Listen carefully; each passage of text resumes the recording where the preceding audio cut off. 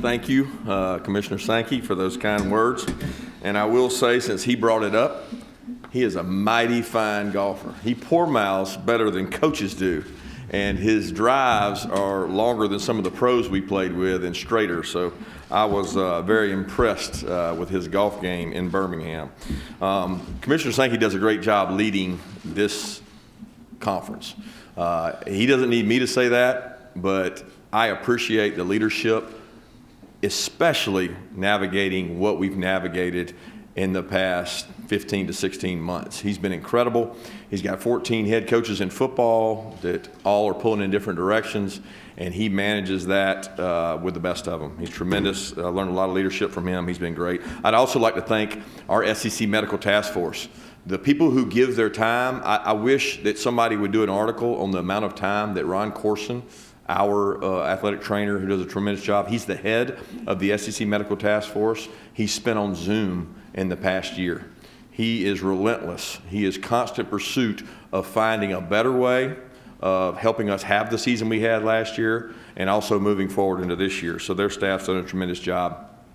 The leadership at UGA that I get to work under, President Moorhead, Greg McGarity, who's now done, and Josh Brooks is incredible. They're great leaders. They're great people.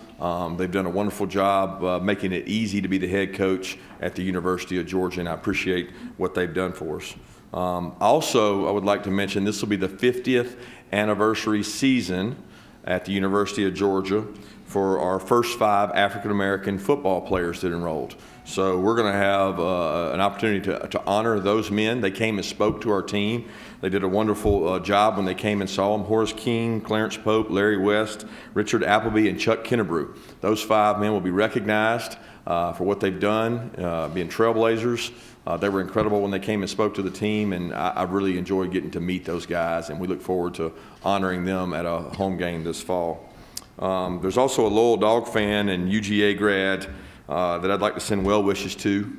She also happens to be part of my family, my sister-in-law, Annie Lysette Toothaker, and she's beginning her battle with breast cancer starting this Friday. And we wish Annie the best, and we love you, Annie, and we can't wait to see you beat this tough battle. So with that said, on a lighter side, I'd like to share a quick story from the off season that I got to experience with my kids. You know, I don't think enough people really acknowledge the time that coaches spend recruiting, especially this June. I don't think we had one day in June that we didn't have somebody come visit our campus when it was permissible. So it was constant, and they came, and people came from all over, and our staff answered the bell and hosted a lot of prospects coming out of the COVID time, and they did a wonderful job. But I was able to spend a lot of time in July with my family, and wanted to share a quick story that I have 3 kids that all play different sports. So I get to spend time with my daughter Julia at AAU basketball. We travel all over and get to watch her play, and then I get to watch my son Weston play tennis. And I spent 4 nights recently in Rome with some rainouts watching USTA tennis. And then my son Andrew playing baseball. We get to go around and travel. But quick story, when we go to Augusta for 5 straight days of all-star baseball, 5 days of 1 game a day baseball, I take my other 2, Julia and Weston, to a restaurant. We get to eat there at a fancy little hamburger place in Augusta, and several people come over and want autographs, so I get to give a couple autographs. That's part of being the head coach in the SEC. I think held a baby, took a picture, did several autographs with young men, and then I had an elderly lady come over to our table and say, "You must be somebody famous." And I said, "No, ma'am, I certainly don't think so." She said, "Are you a professional golfer?" I said, "No, ma'am, I'm not." Thinking Augusta, right? And then she said, "Are you a NASCAR driver?" And I said, "No, ma'am, I'm not." And by now, my kids are kind of giggling. And the last one, she said, "Are you a track star?" And my daughter almost spit out her food and just thought it was hilarious. And at this point, I said, "No, ma'am, I coach football at the University of Georgia." So I always say humility is a week away. So it was pretty humbling to have the elderly lady accuse me of being a NASCAR driver, golfer, and also a track star, which I couldn't be anything further from the truth. But I got to spend a lot of time with my kids. That's what it's all about to me, being with those those children and being able to watch them play their sports. That's my passion. That's what I do in my free time when I'm not getting to recruit. So it's big. I got to do that. It's also important that our players see us as coaches as real men and fathers. The two young men we were able to bring today, man, I'm excited. Everybody's always excited about their guys, but if you get an opportunity, you won't find a better interview than Jordan Davis. Okay, Jordan Davis is from Charlotte, North Carolina. He is a religion major. He is a big man. He's been upwards of 370 before. He's been down around 330. We encourage him to be closer to 330, but he has been a big part of our defense. One of the number one reasons we've been able to stop the run and be one of the top defenses in the country at stopping the run is because of Jordan Davis. But he's a lot better person than he is a player. His mother we recruited, and she's a great lady. And to have him here represent the University of Georgia today, please spend time with him and ask questions. And he's very intellectual and fun to be around, and he's a great personality. And then JT Daniels, a product of transfer portal that came to us last year, has worked his tail off, very humble, hardworking, diligent, a film guy, a guy that studies film as hard as anybody.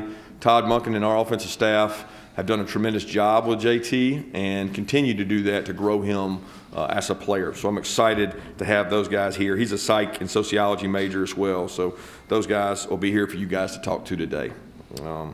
We've got a new football facility I want to brag on. It wouldn't be possible without our administration and without our fan support, but it is incredible. Brand new, largest weight room in the country. We got a new locker room, new coaches' offices, new training room, and I kid Ryan Corson all the time. He's the best in the country at being an athletic trainer, but he's also the best in the country at acquiring square footage because he has the largest athletic training facility that I've ever seen. And he's done an incredible job with our players, their rehab. And for you guys that don't know, most of our pro players now come back to work out and train with us, so they've got an unbelievable facility with which Ron can treat guys medically in, and we're ahead of the game when it comes to that. So I'm excited about that.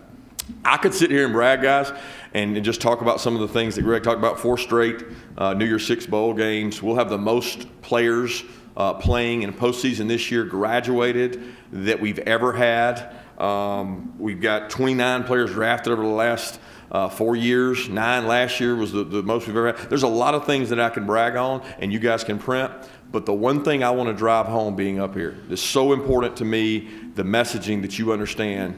Our players collectively came together last year during a lot of the social inequities and injustices across the country, and they wanted to have a team meeting. And they wanted to bring about change. They wanted to be agents of change. And one of the things that spawned from this meeting was I kept preaching, I want some action. I don't want it just to be words. I just don't want it to be lip service. I want some form of action.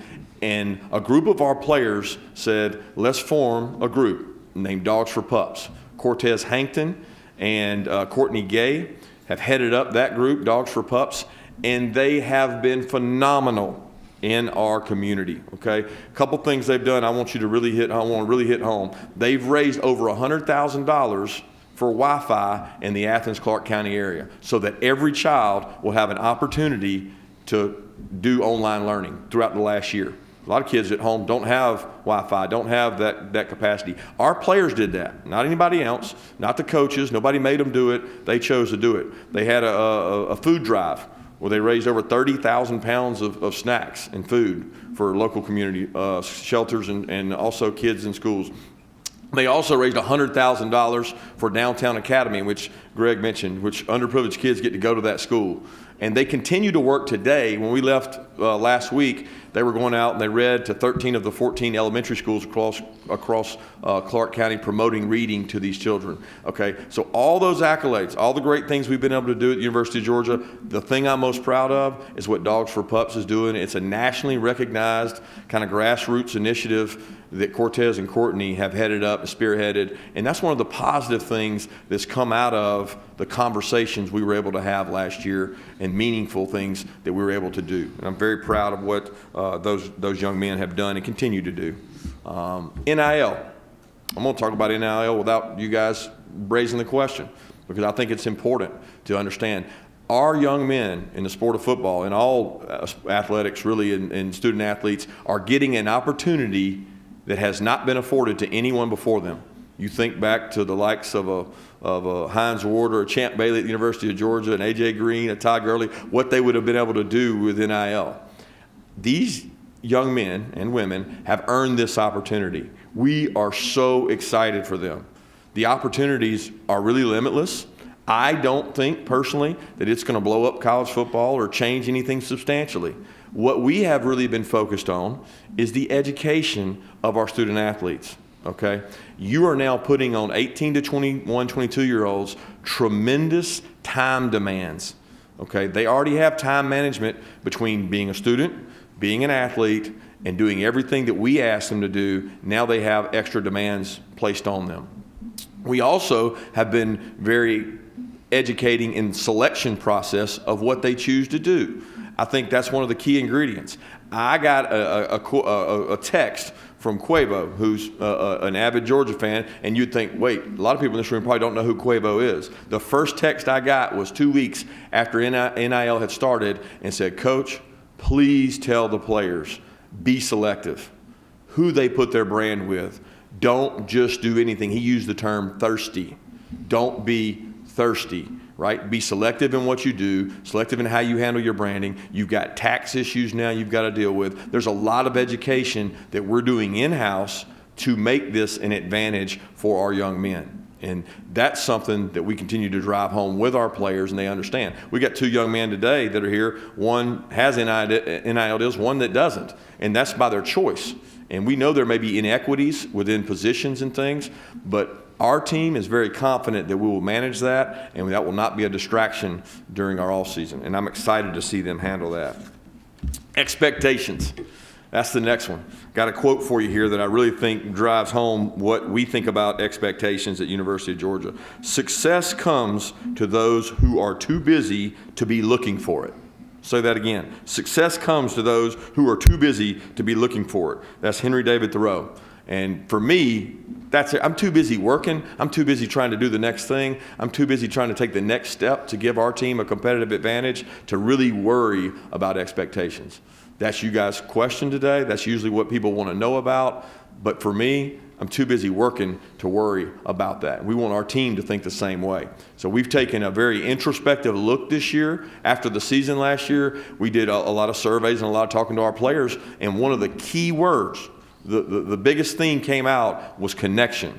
You know, when you're on a Zoom with somebody, it's hard to have a connection. When you're not allowed to sit within 6 feet of somebody, it's hard to have a connection. We had some players that didn't even get to meet and know everybody on the team throughout the season because so much was done through Zoom and different methods of communication. So connection is one of the key ingredients for this team. We have been very intentional about it. We've given up football time. We've given up workout time to spend more time with each other. And that's beginning to pay off as we see it here in the summer with guys getting in front of the group and leading skull sessions and being very active. So I'm excited about that part. Proud of the expectations for this team. Our team doesn't back down from those expectations. And then the next topic I'd like to hit on is vaccinations. You know, our roster is over 85%, so our group there is over 85%, and we're proud of that. But we're not stopping there.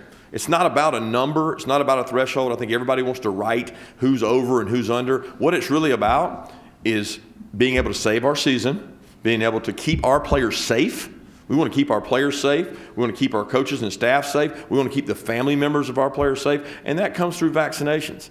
And I share quickly and briefly with you one of the key ingredients. We had each of our coaches stand up and the guys that got vaccinated and said, hey, you know, why did you get vaccinated?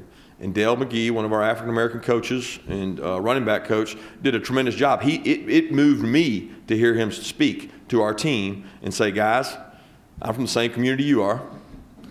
I got my vaccine for 3 reasons, okay?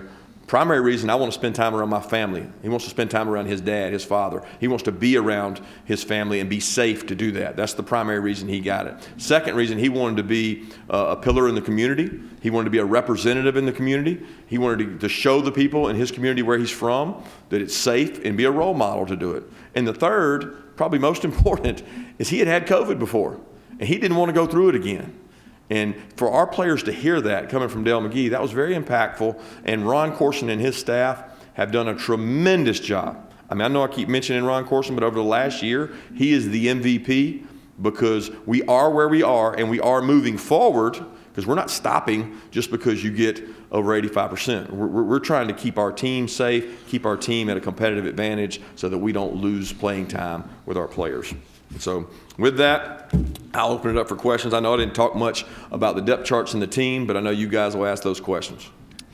Thank you, Coach. If you have a question, please raise your hand. We have Abby, Christian, and Catherine. We'll get a microphone to you, and then we'll go ahead and start with questions. So we'll start over here on the front row here on the left with Tom. Hey, Kirby. Tom Murphy, Arkansas Democrat-Gazette. Through your introspection and self-evaluation of last season, where do you need to be better to win the East this year? You need to be better everywhere. I mean, you start with everything we do, but the introspection was more for us to find maybe a different way to do things and hear a different voice, and we've done that. I think the weekly meetings we've had that we've drawn time away from football have been incredible. The gains we've received in players being able to confront each other.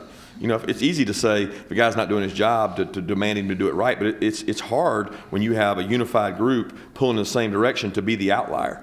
And we've tried to make that more difficult through our introspection and through our meetings and through our growth as a team. And I'm just excited to see the dividends of that in fall camp of where we can go and where we can get better. Coach, we'll stay right in the same section, 2 rows back. Hey, Coach, Chase Goodbread with NFL.com. Do you think that for the elite players, the guys that are headed to the NFL, that the name, image, likeness opportunities can benefit them as a way to expose them to the business side of football before they get to the NFL where it's even more of a business?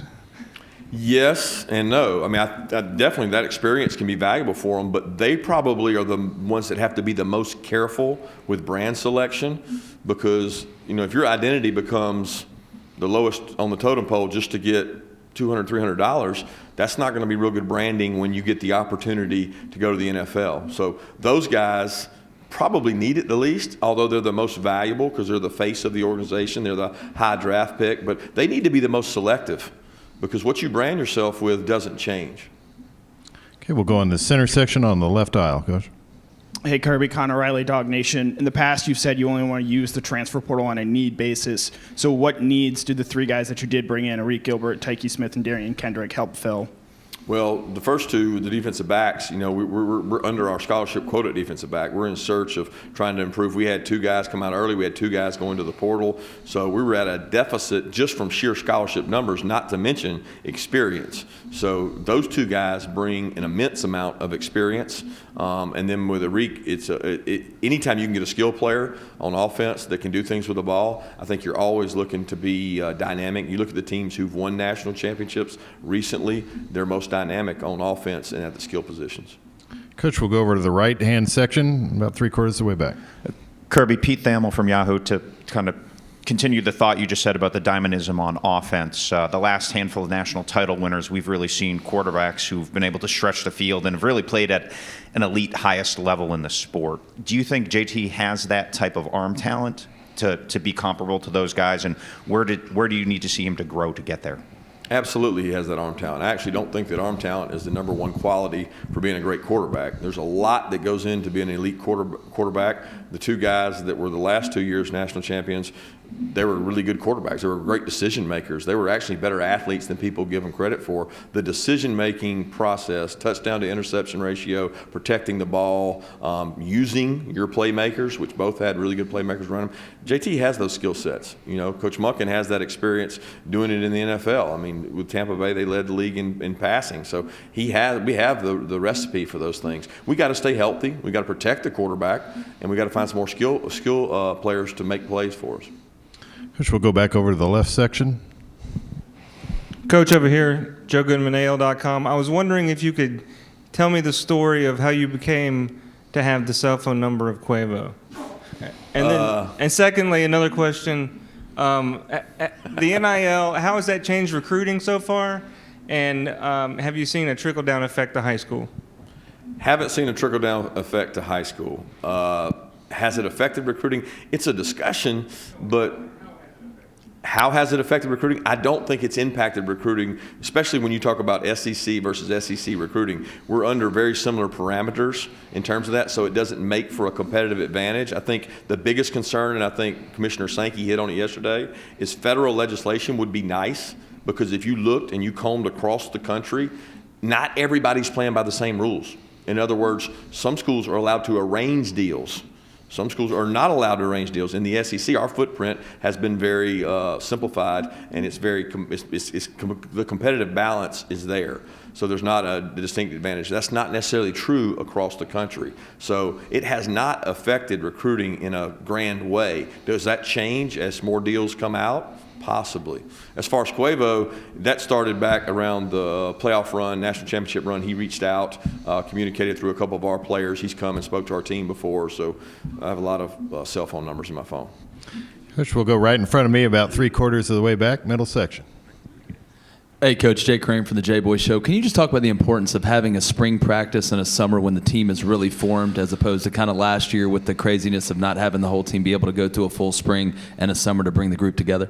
Yeah, I can't even put that into words. I mean, I think the biggest difference is spring practice. You know, having spring practice and the summer workout program that is traditional in terms of conditioning, getting yourself ready for the heat.